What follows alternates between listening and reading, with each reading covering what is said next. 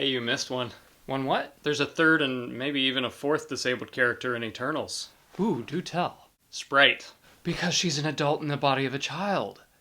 Is that like a thing or a made up Marvel? No, it's a rare condition called panhypopituitarism. I bet they get bullied for the name alone. I don't know how you actually say it. It happens when the pituitary gland doesn't properly make and or secrete hormones.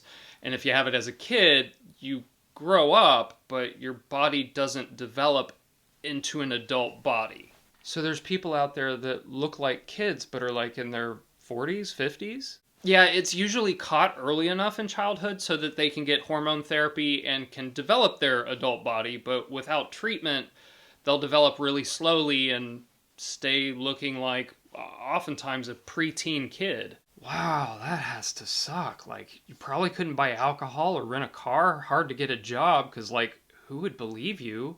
And then you'd have to deal with the inaccessibility of a society built for larger bodies.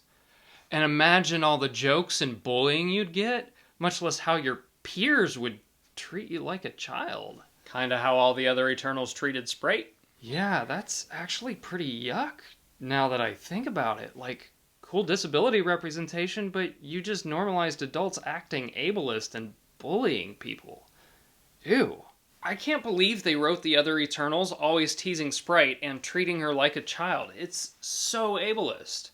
I mean, if you're gonna show the ableism, like, fine, but you have to show the alternative by addressing the ableism and pointing out why it's wrong so that you counteract the subconscious bias of the audience. Like, otherwise, you're just reinforcing the audience's ableism and not just perpetuating, but normalizing the behavior tenfold. So, who is the other possible disabled character? There's some fan theories out there that Druig is coded autistic.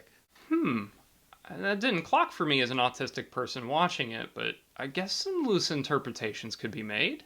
This is why we need to canonize the disabilities in the actual story. Like, if we're not canonizing it, we're not really raising awareness, much less acceptance of the disabilities.